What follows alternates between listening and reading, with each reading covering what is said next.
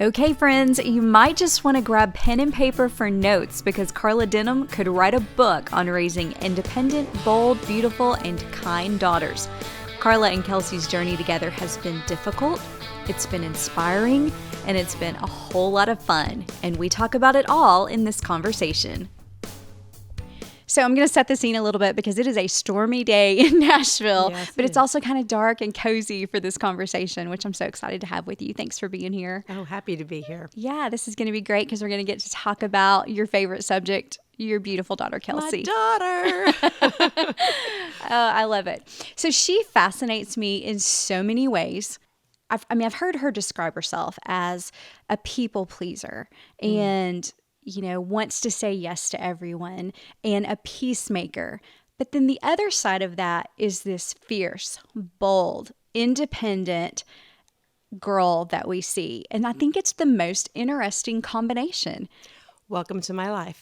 I tell people all the time, I said, I love watching her grow up and become her own human, if you will, become her own person. But I see the more she grows up, the more of me I see in her.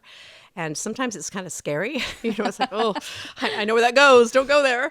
But that kind of dichotomy is totally my story of upbringing. So when I watch that in her, and it's a hard balance when you are a people pleaser and you're more concerned about everybody else being okay, and you over accommodate to make sure, and I've watched her do this, make sure everybody else is good, never paying attention. Am I good in the process? So that's where I think sometimes I come in and I'm the one saying, are you good? Because she's putting it out there, not bringing in a here. I know you're worried about everybody else, but are you checking in on yourself as well? Yourself. And that's something that I think she's finally learning to master. And now she comes back to me and say, Mom, like, okay, you got to take care of yourself. And I'm like, oh, wow. Where'd you hear that from? Wow. Yeah, but she does. She's very, and I hate the word ambitious because I think sometimes ambitious just kind of carries that tone of, bowling over people or wanting something for the wrong reasons. And that's not the way she's ever been. I think she's just a go-getter. When she can see the vision of what this something can be, then it's just a bullet through the water. Like she's just going to get there no matter what it's going to take. But she pulls people with her. She's not a go over the top of people. She pulls people with her. So there's where the good of that comes in, the people pleaser and that type of thing. But one of the things I've always told her, and it's because I didn't learn this when I was growing up, is if you have something to say or you're in a situation where you're not comfortable and you use your voice. Like you were given a voice for a reason. You've been given the experiences that you've had all of your life, good, bad, and ugly, for a reason. So you have something to say. And when you feel that come up, don't be afraid to use your voice and make a statement.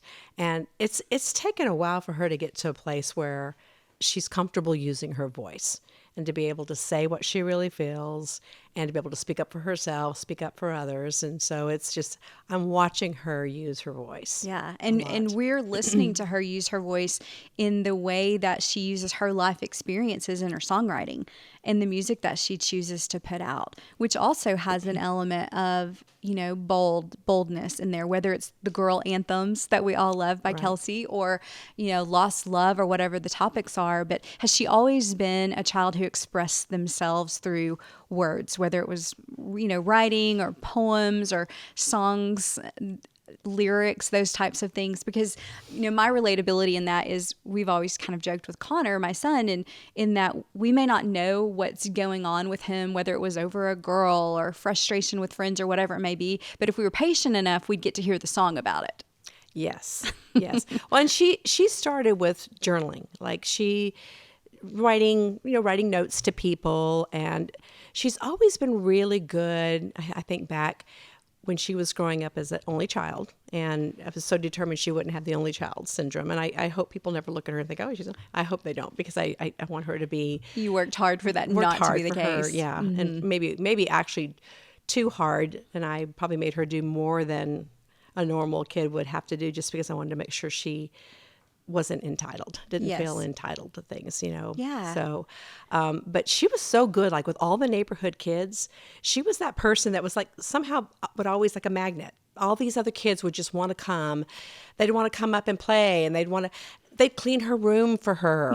If she had a chore to do, I'd walk in there and they'd all be doing it, but she'd make it a game and it'd be fun. I'm like, how do you do that? She just had this ability to get people to become part of her world and just love it and want to come back and want to come back and want to come back. Always has been like that. So I don't know where that came from, but it's certainly magnetic helpful in her is- world right now. Magnetic is definitely a word I would use to describe her for sure. So let's go back to kind of those childhood days and how you raised this girl that we're describing. What did you first see in her that you think would have been your first inclination, had you even been thinking about the music journey, that this was in her? Was it the journaling when she was younger? No, she's honestly, I think probably everybody says this, but since she was born, when she was an infant laying in bed, couldn't even really crawl yet, she would hum herself to sleep. Wow. She would hum herself to sleep. I mean, you could hear it through the little baby monitor, and she'd be in there just kind of like moving a little bit, humming herself to sleep. And when she was a little bit older, and you want to teach your kids just in case anything happens, you want to teach them their phone number, you want to teach them their address, so what their parents' names are, how to spell it, so if they ever, and I would always have to teach her through, I'd make a song ditty up. I'd put everything into a little song, and then she would always remember it. If you just wrote it down, I told it to her, she couldn't remember. But if That's you put just it in, great put parenting it in advice put it right in there. a tune, she would have it down, Yeah. So I think music for her has always been something that she connected with. She could listen to a song on the radio and then immediately be able to sing every word to it. That's just something that just came really naturally for her. I was never thinking, oh my gosh, no. I mean, I was always thinking, she's going to go to college, because I was the first one in my family to do that. And, I think that's a piece of freedom and more choices for women when you can get education. I heard you say that you have always had a very firm belief that an education is your key to independence. Yes. And so that played a key role in you not being okay necessarily initially with her not going to college. Well, we had a deal. I mean, there's always the deals all along the way, isn't there, in the parenting. We moved out here and she finished high school. She didn't want to go to college, and she was a really good student. I mean, she was a really good student. And so my deal with her was, if you go to college, you kind of have a free ride. I'll pay for college. You can live here. I'll pay for your living expenses. I'll pay for everything. So get an education. But if you decide not to go to college, you need to make sure you can take care of yourself. And that means have a place to live, pay for your car, pay for your gas, pay for your hair, pay for kind of everything. So there's just not a free ride here. And I'm not going to be that person that, you can spend the next 5 years carrying your guitar around town. That's not, no, if you want to carry your guitar around town, you're doing it after school. So, and that was just the deal that we made. And so she begrudgingly went to college for the first 2 years. I think she can look back. I know I look back, and I think even she will look back and say, I'm so thankful for those 2 years and the learnings that she had. Not so much the academic learnings, but in the experiences that she had with the people and the walks of life. But I distinctly remember the night she had got a publishing deal, I think in February of the second semester of her sophomore year. Of college at Lipscomb. And so now she's a full-time songwriter. And she's carrying a full load of units, and she has to keep at least be average to keep one of her scholarships that she has. Mm-hmm. And so it's a lot. I mean, it was a lot. And she was living on campus that year, and I just remember saying, it's the same deal. Until you can afford to live on your own, you just can't quit. You got to keep doing it both. And so she's doing it both. And I think it was probably March or April. She calls me up. She goes, Mom, can we have dinner tonight? And so we met at a restaurant in Brentwood, and I just knew, I could feel it. And we sit down, and we're in the middle of the restaurant, nice restaurant, white linen, tablecloths and all that, in the middle of the restaurant. And I could tell she was nervous, and we're both criers. We're both very emotional. And we both don't just cry. We like ugly cry. It's like not a pretty thing. And she said, I need to talk to you. I said, okay, well, what's going on? And she said, I'm writing full time, and I love it. It's what I want to do. I'm trying really hard to keep all my grades up, and I'm committed to do it for the rest of the semester. But then I'm gonna drop out of school. I'm gonna quit. And like, I think the whole restaurant just stopped. And I said, first of all, don't ever say drop out or quit. You're going to put it on the back burner. Okay, let's just talk about that for a minute. Don't ever say drop out or quit. And after I said, well, how are you going to do this? She goes, I'm going to get a record deal. I said, okay. And we both just start sobbing because we know everything's going to change at that point. You know, that all that plan for me that I was thinking, I'm going to go to college, she gets a degree, she goes out and does whatever. That's now going to be like, and I'm also thinking, okay, you have 3 more months of college and then you've got to figure it out. Right. And she did. Yeah. She did. We said, but that was a pivotal night for us, I remember, because I had to let go and let her make the decisions and live by those decisions, whatever. And she knows I'm behind her 100%. Once you make the choice, I'm there. I'm your biggest cheerleader. Yeah. You know, but it's got to be your choice because you're the one living with it. One of the things you said when we had our first phone call, kind of setting this up, that stuck out to me was you said no one believed in Kelsea more than Kelsea believed in Kelsea. So true. So true. I mean, honestly, and you know, in this business, especially when you're young, we moved out here when she was 15 and she didn't know anybody. And I was working a job over near Donaldson. So she's junior and senior year of high school. She would go to school. She'd come home. She'd go to her bedroom. We had set up this little writing area for her to songwrite and kind of record her songs and stuff. And that's what she would do until I get home from work. So she was just constantly, that was more important to her than doing anything with school friends or anything else. Her world was her music. She would study CMT and GAC and all of that. And she would see the songs, who were the writers, who were the producers. She kept a short list of all those writers she wanted to write with, the producers some days she wanted to produce with. And This sounds so familiar. It's yeah, crazy. It's yeah, crazy, yes. Yeah, and she had all of that down. And then she's like, how do I meet them? Because I told her how to network and how to connect and all of that. I said, but you got to do it. Like, I'm not that person. I'm not a momager. I don't want to do any of that. And you really didn't know anything about the music business at all. You know, when you moved here to kind of help her take this step toward her dream. I learned a little bit as a mom. We probably spent 2 or 3 years before we actually moved here. And I did a lot of learning of the music industry. So you kind of dug in to I make dug sure in. you had a little background. I was able to network and make connections and some really amazing people out of those connections before we ever moved out here who talked to me as a parent of an up-and-coming young artist, especially a female. Scott Swift was amazing. He was so kind, spent a lot of time speaking into me as a parent. Other people on Taylor's team were very kind. Taylor's been very kind to Wow. Kelsea. I mean, honestly. What's some of the best advice someone gave you in that situation as a mom just trying to help guide her? Well, I remember Troy Tomlinson with Sony Music. And before we even moved out here, we were coming out. He would always take a meeting with her. Like, she had a little pink sparkly guitar case with purple fur on the inside with her guitar. Oh, my goodness. Up we'd go up, and he would always take a meeting with her. This is before we even moved out here, so she's 13, 14 years old. And he would come around from his desk. He always had his little chucks on, his colored chucks. I loved it, usually red.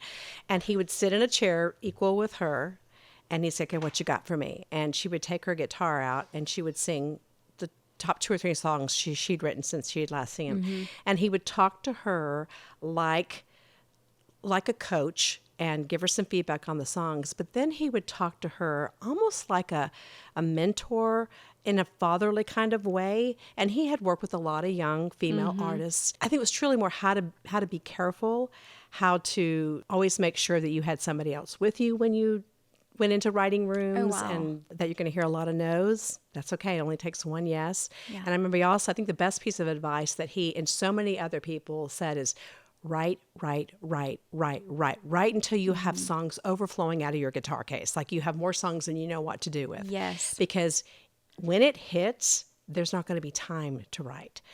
So you just write. And she spent, honestly, if she was not doing school or schoolwork, she was doing music, which was writing songs, or anybody who would take a meeting with her.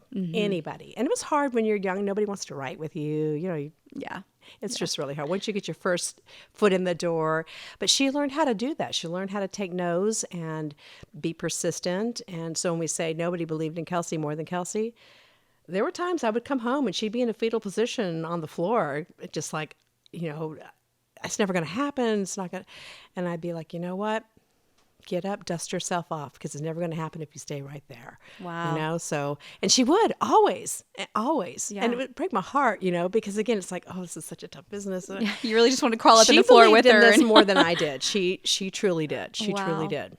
Let's go back a little bit. So at 13, you and her father divorced, and she's been open about how that kind of actually led to her people pleasing nature and wanting to make sure everybody's good and okay.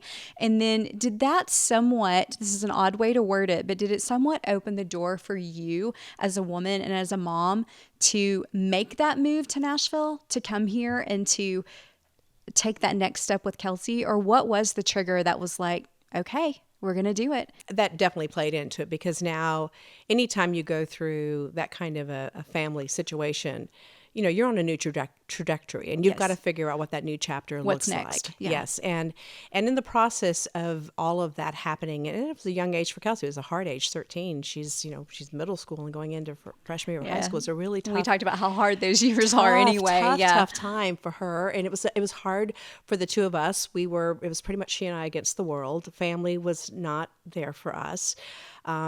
Church turned their backs, and it was hard. It was a really isolating time. So it became just she and I against the world. I've never been afraid of move or change, or to me, it's always an adventure. So I knew that, okay, there's a new chapter ahead. Right now, I'm looking at nuclear holocaust waste all around me, but I know there's roses that will come up out of this, and we're going to find that. And somehow Nashville became a little getaway spot for us to go. We would go take weekend trips. We'd put the dog in the back of the car, put the convertible top down, throw an overnight bag in the trunk, and we would come, and we would always end up in Franklin and stay in a hotel that's pet friendly. And this became just, but when we would come here, we would just feel peace, like we were removed from all the uncomfortableness of kind of where we were with our lives right there. When she started writing songs, which was at 13, and it was the most extraordinary thing I've ever seen. I've lived a lot of life, but it was extraordinary how just overnight she was writing fully composed music, and she'd never played an instrument, never read music or any of that. It was just insane.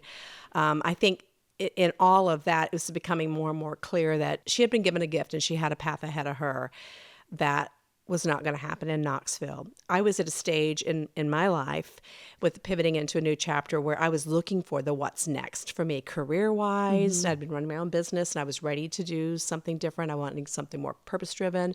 She wanted to find a way to take her music and make it be part of her future. So it was clear that it was leading us somewhere not in Knoxville, and it was pretty clear it was going to be Nashville. So spent a lot of time back and forth. I remember one summer before we moved here, I bet we made 40 trips. Wow. Yeah, 40. Sometimes they're just day trips. Go out for one meeting just Yeah. to meet people and learn. Just learn, ask the questions. Just meet everybody we can and learn what it's all about, what to do, what not to do, all of that. So tell me about a time when you knew as Kelsea's mom that this was the journey you guys were going on. Well, I had never intended for her to go into the entertainment industry. The entertainment industry was scary to me. But when we were living in East Tennessee and just going through a challenging time in life, and that was when she just overnight started to journal. The journals became poems. They became songs, beautiful songs. And I just remember a lot of horrible things that happened in a short amount of time. And we had got a little puppy dog because the dog had to be put down, and we had a little puppy dog, and I'm not a little dog person, but she wanted a little, like a slipper dog, so we went and got a little Maltipoo or something as a puppy, and had it for several months and was getting it all trained. It was cute as a button. It was her dog, and it was her trying to find a happy place in the middle of not happy times. Long story short is that the dog got out the front yard, and when I went out to try to get it, ran into the road and got hit by a car, and I went and scooped up and died in my arms in the middle of the road, and she watched all of that. And it was just the straw that broke the camel's back out of all the things that had been happening, with her for bullying and family breakups and all of this stuff. And she just crumbled, and I just crumbled. And, by the time we got to bed that night, she came downstairs and she said, can I sleep with you? And we were just trying to find some happy. Yeah. And so we were watching chick flicks and, in our jammies, and just couldn't find our happy. And she said, can we go to McDonald's and get some sweet tea? It's like 1 a.m. Okay. In our jammies, get in the car, go to McDonald's, start driving around the neighborhood and just talking. We finally talked about all the stuff that was happening and, the changes and when's it going to get better and how much more can we handle. And And we came home, we still had this angst, and we're still trying to watch TV. This is now 3 a.m. And she said, Mom, I want to go upstairs for 10 minutes. She's 13, 14 years old, probably 13 at this time. And she goes upstairs, comes down 10 minutes later, not 10 minutes later, and she sings me this song on a piece of paper that she had gone upstairs and written called Bring On the Rain.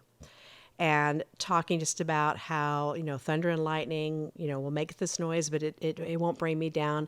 Bring all the thunder and lightning, all the things that scare me, I'll be okay. Wow. But when she came down, her countenance was different. I mean, she was a different person. She went upstairs just too much heavy, which is the way I was feeling. She came down, skipping down the stairs. It was out of her. Like all of that was out of her on a piece of paper. And I looked at that and I thought, oh my God, like that's a thing. She's not carrying the weight. I'm still carrying the weight, but she's not carrying the weight. That processed that right out of her and put it onto a piece of paper. And then when she sang it for me, it gave me something to kind of hold on to. Do you know what I'm saying? Yeah. And I realized, oh my gosh, this is not a thing. This is a big thing. This is a big thing. First of all, she has to do it for her own health and sanity. I just have to get out of the way. Like, the entertainment industry, and I have to get out of the way, and whatever that's going to take her, that's got to take her, because that was magical seeing her transform like that. That's what music does. Now I understand the power of music in a completely different way. And I knew it at that moment. When she came down and was transformed by that in the middle of a tragedy, I knew that's it. That's it. We're in. Here we go. Yeah. And then did you kind of put your foot on the gas of let's get her to Nashville. Let's figure this out. I just got clarity. It was like, I was always praying for clarity. What's the next step for me? What's the next step for her? Where we go? I just got clarity. It's like, okay, it's clear. We're going to Nashville. She's going to pursue this gift. So land me somewhere where I can at least be wind beneath her wings, That's so good. So that's what we did. And that's the way it all has panned out. I love being wind beneath her wings. That's what I you would never still want to be are the wings. to this day. Yeah. Yeah. Or bumpers on the bowling alley, whichever way you want to look at it. Lots of roles there. Yeah. Take me back to sophomore year for her. Was it Bearden High School in Knoxville or Central High School in Knoxville? What a year that was. Oh my gosh. Her freshman year of high school was tough for her. We were still having all of this processing going on. So she kind of pulled into herself and struggled a lot. Mm-hmm. And I remember the whole way through it, she was just telling me, I'm just not comfortable. I don't want to be here. And I think at that point she was already like, I want to get to Nashville. I just want to go do music, And I wasn't going to go unless the timing was right and I could make the right career move and be able to support us both and do all of those things. And so I was spending a lot of time looking in Nashville and networking professionally in Nashville, trying to figure out what my next step would be. But the summer in between freshman and sophomore year, and again, she was struggling. She was struggling socially and just not going out bright in the world at all. And that's not Kelsey. That's just not who she is. First week of sophomore year of high school. So again, at the beginning of school, she said, I don't want to go here. I want to go to a private school. I want to go to the Christian school. I don't want to go here. And I said, this is where you're going, Kelsey. This is what we're zoned for. This is where you're going. And until it's the right time for us to move to Nashville, this is your school. This is where you're going to go. And so this is what hurts a mom's heart. So that first week of high school, I dropped her off at school and I was heading to meet with a client, and I was maybe a mile down the road and she had her cell phone, and I get the call and I'm driving and I pick up the phone. She said, Mom, there's been a shooting. I'm not safe. That's all I heard. Mom, there's been a shooting. I'm not safe.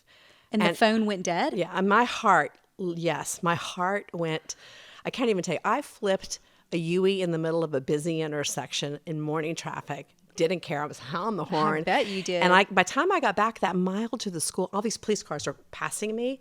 I just pulled up on somebody's lawn, and they already had caution taped off the entire school parking lot. And of course, I go flying through it. I don't care. And all I'm thinking is, I don't know where she's at. I don't know what's happened. I don't know anything.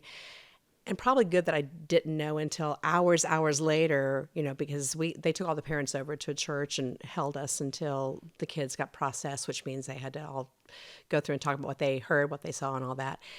She had seen the most, so she was the very last person that they let leave. And so of all the students in the high school, it was Kelsey who saw or was closest to what actually happened? Yes. It was before school, and they were in the quad area. And when a lockdown happens, you're supposed to go to your first period. Well, her first period was music class.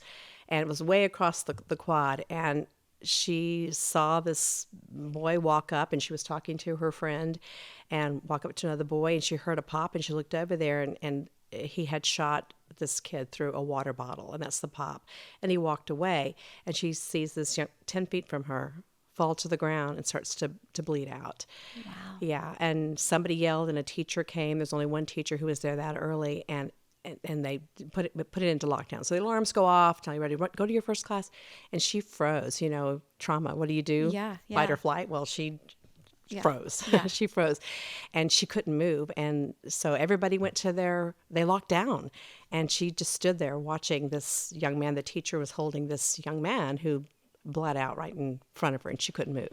From the time you got that phone call from her saying, I'm not safe, and that was the last thing she said. Well, I got another call, though. I did get another call after I'm like running through the caution tape and the policemen are trying to tackle me.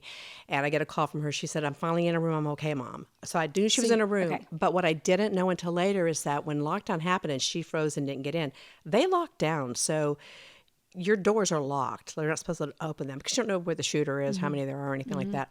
She was too scared, she said, to go across the quad at that point because it was too open. And the teacher was saying, tell me your name. And she said, I'm Kelsea. He says, you need to go. You need to go get in a classroom. And she just couldn't. He says, look at me. You need to go. You need to go get in a classroom. She's telling all shock. this to me in shock. Tell me all this later. So she had to go knock on doors all down the first hallway, had to go upstairs and knock on doors to finally get somebody someone that let would her open in. the door and when let her she got in? in there, that's when she called me. I didn't know all of that, right? Bless her heart. I didn't know all of that. So all of that trauma on top of seeing this young boy. Do you still see the effects of that today?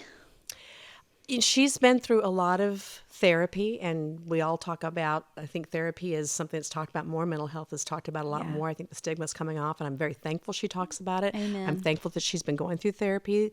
That's very traumatic, and when you press that all down, at some point it's gonna bubble. And she's still processing through all that. But let me tell you, one of the things I've said, I think that was the most pivotal thing that's ever happened in her entire life, more than anything that's ever happened, was that school shooting. And one of the reasons why is, so I immediately, I'm already calling the Christian school saying, can you get one more person in? I don't care what it's going to take, right? And getting her transcripts. I was going to, 2 days later, I was going to have her start at another school.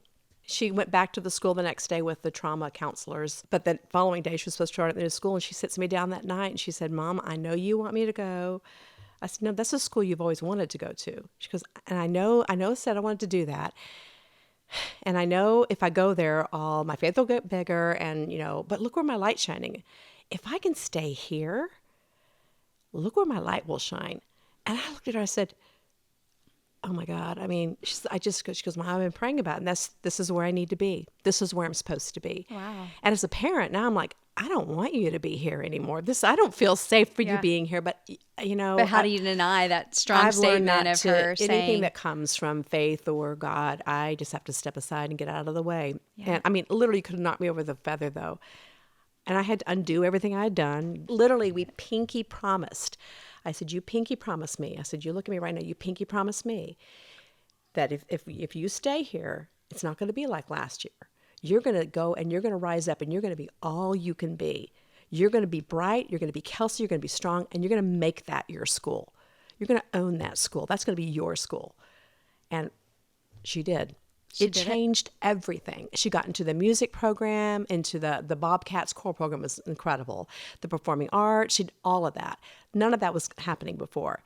That changed everything. It just changed everything. It changed something inside of her. Do you think it was, I mean, it sounds a little bit trivial, but just how she saw how short life is or how it can change on a dime. And I mean, right there in front of her. I think that's a lot of it. And maybe just realizing that the time that she had spent in the 2 years before where she kind of withdrew from everything, that, if something like that happened to her, that's time wasted. Yeah. It's just time wasted. Yeah. Plus she is a bright light. I mean, everybody says that about her, and she had pulled that light inside for a couple of years for fear. It's almost like she became a lot more bulletproof from that point. But I think she just found that her purpose became much more clear for her. Not all the way, because as each step of the journey makes you more sure of where you're going. And I think even, even now with where her career is now, I think still every day you got to kind of check yourself and is this where I'm supposed to be? And am I doing all the things I should be doing on the path that I'm on? And knowing that path can end tomorrow. Like she's very humble about that. She'll say, I know tomorrow radio may not play me. I know tomorrow, I just want to be able to write songs. I want to be able to live life, affect people and write songs. So, and always keeping that in perspective. But I'm telling you, back to that very day did something to her spirit and unlocked something for her. Wow. It did. Amazing that was the outcome from such a tragic day. I've always believed, I'm telling you, no matter what happens in life, no matter what the nothingness looks like ahead of you, that I call it nuclear holocaust waste, roses can come up out of it. There's always pearls to be found. And you got to find, and that's, if there's anything that I hope that my impact on my daughter can be, because she's seen me be resilient through life and to find the roses in the middle of the ashes that are out there, is that ability to bounce. Like you can get knocked down, you can have the wind just taken out of you, and most people would stay down in some of these cases, but you don't. You're going to get up and you're going to find all the good that's there, you're going to let the rest of it go, and you're going to keep on going. And she can do that. Well, I think she's proving that right now. Yes. I mean, she's been through you have as well as mom. There's no way you didn't feel the same things, but a really difficult year. Yeah. A marriage that didn't work out, didn't go quite as either one of them had planned. Yeah. And then now we're seeing her, I don't know if bounce back is necessarily the word, but we're seeing a really resilient girl. Mm-hmm. And I'm going to guess she got that from her mama. Well, there's something about that sometimes when the advice is hard to give and you get asked, this is what I think I'm going to do. What do you think? And, my comment to her now is lean into it. If that's what you feel like, lean into it. Lean into the pain. Lean into the fear. Lean into the uncomfortableness. Lean into something good, but hold on loosely, knowing that too can change. Mm-hmm. But lean into it. And I think with what she's doing now with the story of her life and this last chapter of her life, is she's leaning into the pain and the uncomfortableness. But by leaning into it, she's moving into something new and different. She's using it to grow. Back from it. Yeah. She's using it to grow. It's just like going back to school and shining her light instead of going to another private school. Right. She's leaning into the uncomfortable, sharing stuff that's uncomfortable. When you see her take this pain that she's been through, all the speculation she's had to deal with, and just keeping, tight-lipped, you want to fire back and you really can't. And then she produces this absolutely epic short film that she just dropped, and this EP with these songs that shares her heart in about the most vulnerable mm-hmm. way that I've ever seen an artist do. Tell me your mom thoughts on that. Ooh, well, I'll tell you, the songs, I mean, one of my favorite things is when she will text me a song that she's just written. Especially, and I can always tell when it's something that she wrote by herself. I can always just know. And all of these songs are songs that lyrically she wrote them all. The entire EP, the lyrics are hers, right? Mm-hmm. Wow. And I think 3 of them she had the music done with a co-writer. Uh-huh. But as she was sending me those songs as she'd write them, my heart would I would just bawl. And the songs were hard enough, to listen to. Mm-hmm. But I also know it's cathartic for her. That's her way of processing hurt and pain and hard and all that is to go write it, and then it's out of her. I've seen that time and time again. When she decided to do the mini film, and I wasn't there for the filming, but she wrote the script for it, so she was sharing all that with me, and I'm thinking, God, how are you going to do that? Like, I couldn't do that. There's no way I could get up there.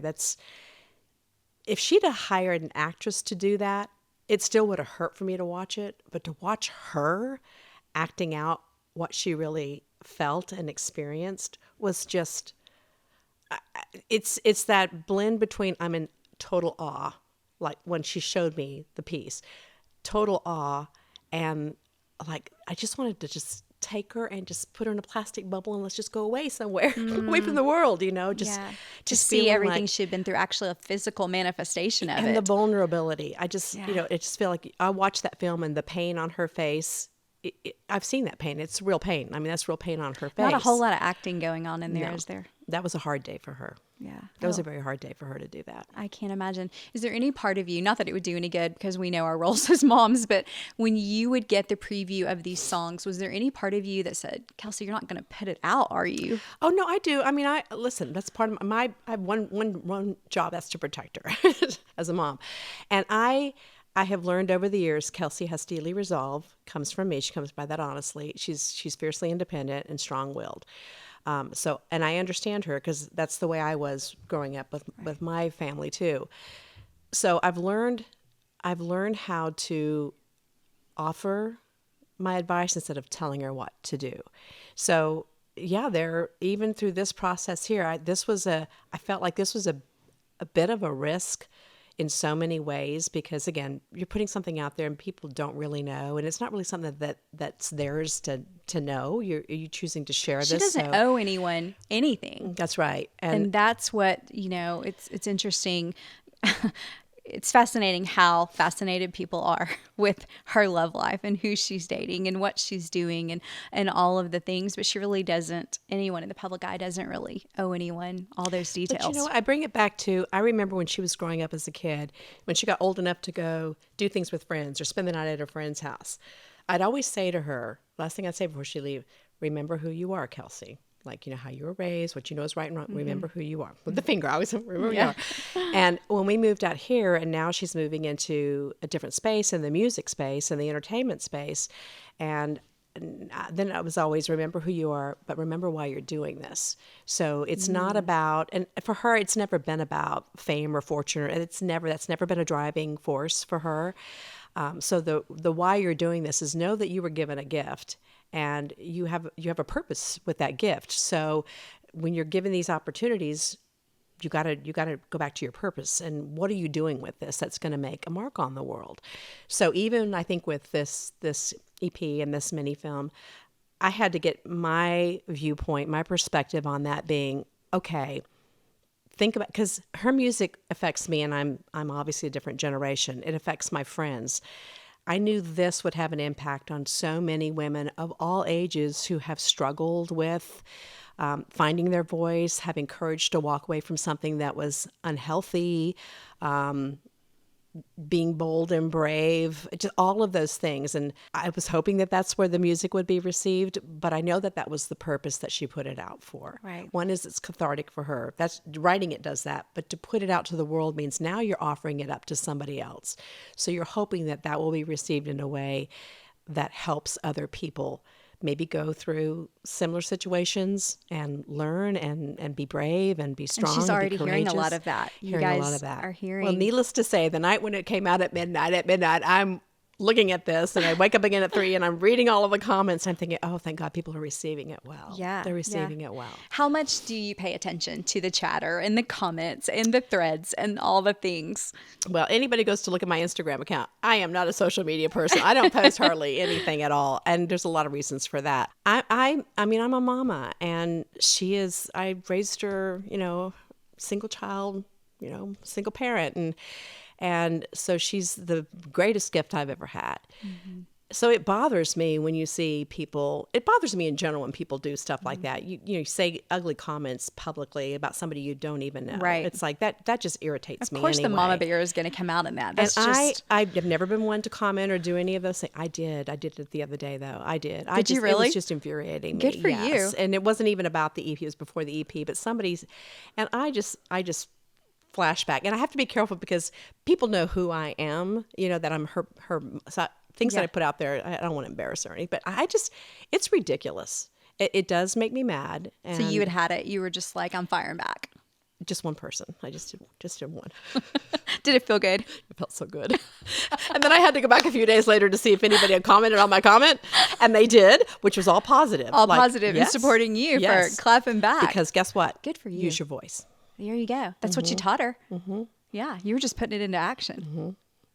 That's pretty incredible. And I didn't comment as her mom. I just commented as a person. Like, no, this is not okay. Good for you. I love hearing that. Tell me about some of the fun stuff. I mean, looking from the outside, you guys have been through some crap, for lack of a better word, together. I mean, your relationship appears to be so We sweet. have You a were so great close. Y'all figure relationship. out how to have a lot of fun. We've always had a lot of fun. I have a sense of adventure. I'm not afraid of anything, and I've moved so much in my life that, you know, I'll do anything. She has that same sense about her. You know, I think the first move out here was the first move she'd ever made in her life to another city. And it was harder, the initial adjustment, than I thought it was going to be for her. But now she's traveling all over the world. So now it's like she's not afraid of any of that. I think we had such a season where it was just she and I against the world.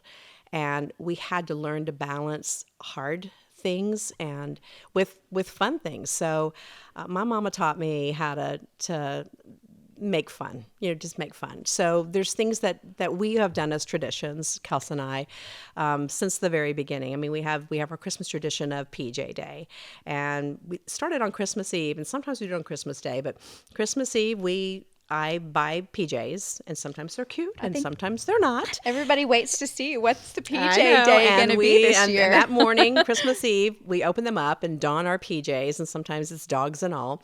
You pick them out, or Kelsea does? It's Do me. you surprise her? Yes, every year. Mm-hmm. This year was what? This year we had onesies this year. We did it on Christmas Eve, and we also have friends, like any friends who want to come over on Christmas Eve. Like, we'll have food and we have games and champagne and all that kind of. We have something we call a memoretto. It's a champagne mimosa with orange juice and cranberry juice and a splash of amaretto. So good. Yum. Memorettos. That's one of our things. Oh, yes. wait, we should make those after And this. people will come over, but they wear their PJs. Okay. Like, they can only come over That's the and hang requirement. with us. That's the requirement. So we've done that PJ Day forever. But when we moved out here, I'll never forget. So Kelsea was 15, and it was our first Christmas here. She had just turned 16.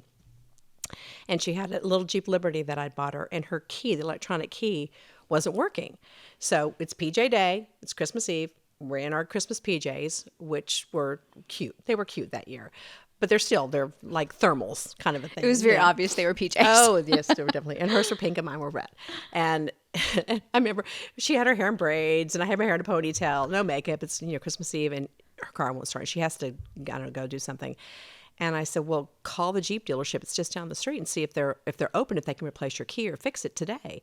And so she called them. They're like, yeah, we're open for like another hour. I said, well, let's go. And she's like, okay. So she goes upstairs to change clothes. I'm like, where are you going? She's like, I'm going to put my jeans on. I said, oh, no. That's not the rule. The rule is PJs. Mom, you are not going to. I said, yes. And so we drove over there in our PJs. I have the best picture. I think I might have sent that to you, of the look on her face. We're standing outside the repair door of the Jeep dealership. And she's like, oh, my God. And sure enough, she goes in, gets her key, waits about half an hour in the waiting room with all the people in there, gets her key fixed, comes back out. She goes, I can't believe I did that. We've gone to Christmas Eve candlelight service in our PJs. Are you serious? I'm Like serious at the church? as mud. Yes. I'm serious as mud. So tell me about some of the fun things that you guys have done together. I mean, first of all, you just got back from the Grammys recently, and you girls were stunning. Was that so much fun? So much fun. That's the third Grammys that I feel so privileged that I've been able to go to. Her first Grammy, which was 5 years ago, Grammy Award show that she went to. She asked me to be her date for the Grammys. She bought me a beautiful dress, and we had the glam team and all of that. And the whole thing was just so surreal. And I got to walk the red carpet with her and do all of that. Her first Grammys.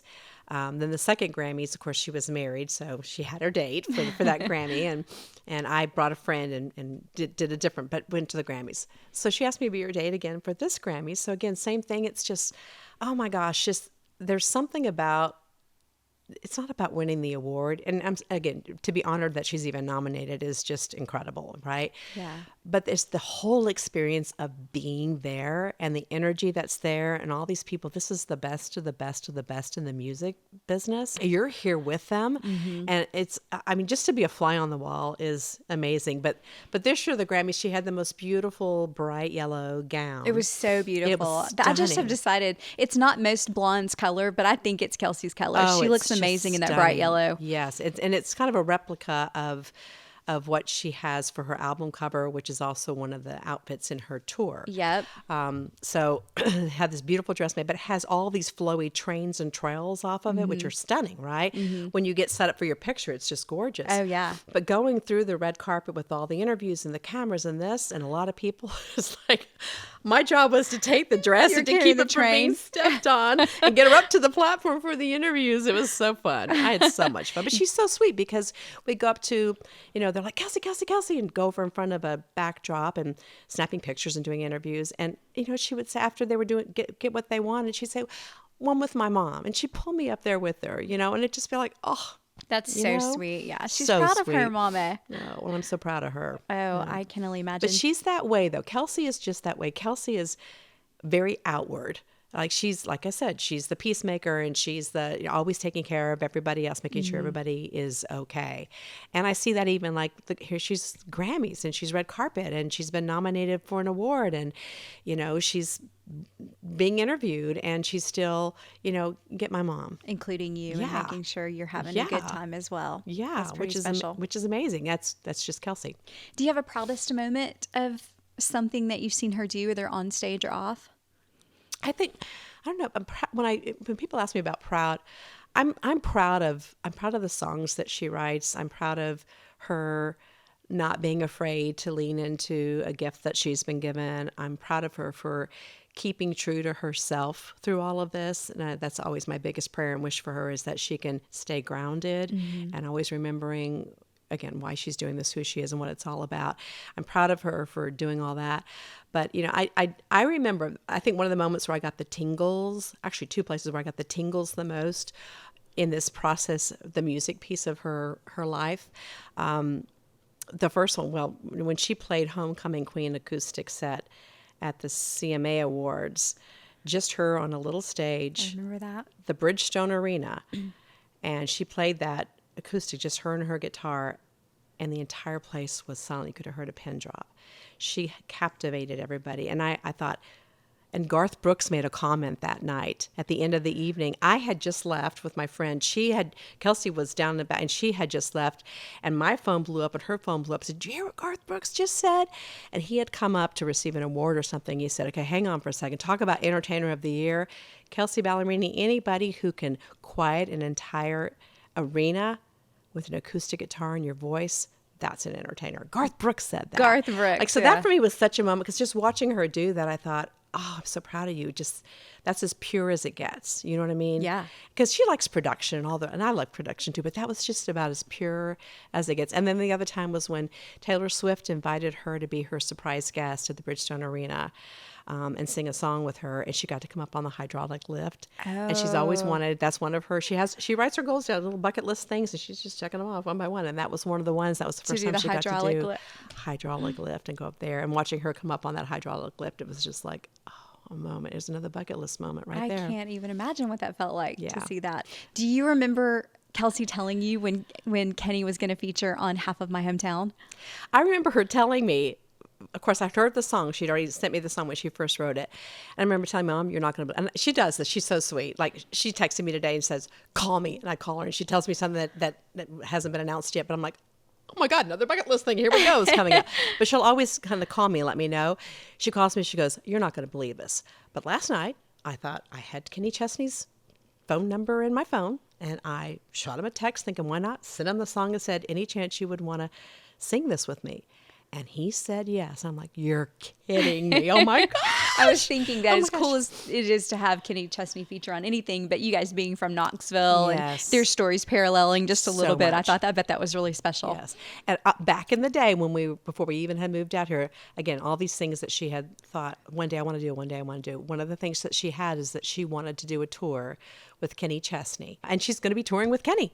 Oh my goodness. That's year. pretty awesome. Just seeing her mark off those bucket list items one at a time has to be pretty special. You know what? I'm starting to really come into that whole learning about manifestation, right? And that if you see it, you state it, you claim it, and you keep claiming it, it will come to you. You'll attract it to you. She is the best I've ever seen at doing that. You rarely doubt her. I rarely doubt her. I rarely doubt her. Yeah. And why would you? No, I, again, this is my face speaking, but I just believe she's got almost like an ordainment about her. She's got protection that goes beyond anything I could ever give her, as much as I love her and would do anything for her, and I would tackle a bear head on for her, take a bullet, and I know she knows that.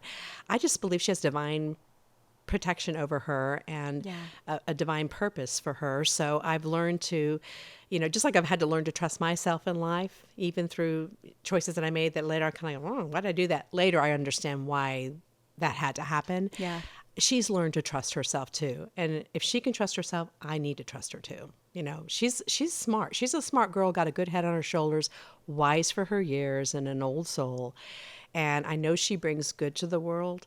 And all of that just works for good. And so she'll be okay. She's going to be good. Yeah, she's going to be better than okay. So before we leave, I have to ask you, what do you think Kelsea got from her mama? Obviously, I've picked up on a lot of it myself during this hour together, but she's gotten a lot of things.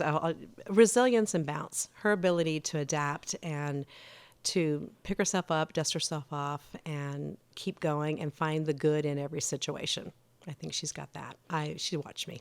Hearing and meeting and interacting with you, I see so much about who Kelsea is. I mean, you guys both have that mix of being this incredibly, bold, independent person, but also just incredibly kind. And thank you. Good job, Mama. Well, thank you. Listen, kindness trumps everything. Yeah, it does. The world would be a much better place if we would just focus on that first. Really. Absolutely. Yeah. Well, thank you. I appreciate you. So fun. You're amazing. I know for me, there were so many takeaways in this episode. When Carla mentioned being the wind beneath Kelsea's wings, I mean, isn't that all any of us want to be for our adult children? Thank you so much to Carla, to my friend Jake for connecting us, and thank you for listening and sharing this podcast. Be sure to follow us on Instagram at gotitfrom_mymomma.